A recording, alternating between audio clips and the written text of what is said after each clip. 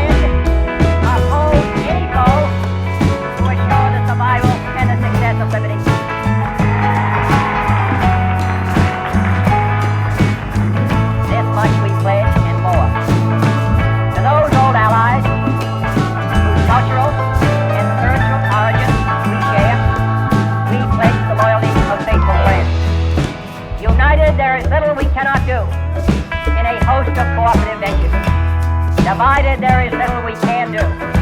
For we dare not meet a powerful challenge at odds and split asunder.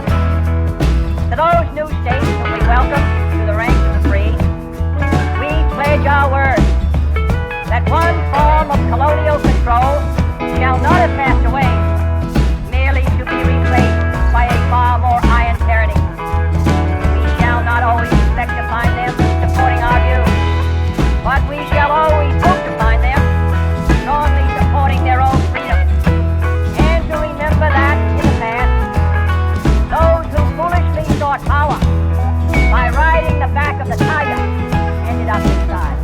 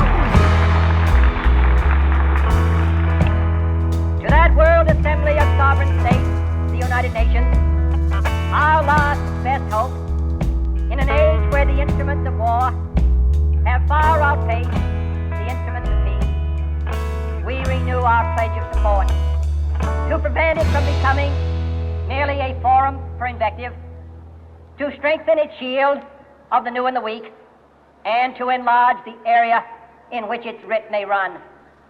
Finally, to those nations who would make themselves our adversary, we offer not a pledge, but a request that both sides begin anew the quest for peace. Before the dark powers of destruction, unleashed by science, engulf all humanity in planned or accidental self-destruction. We dare not tempt them with weakness, for only when our arms are sufficient beyond doubt can we be certain beyond doubt that they will never be employed.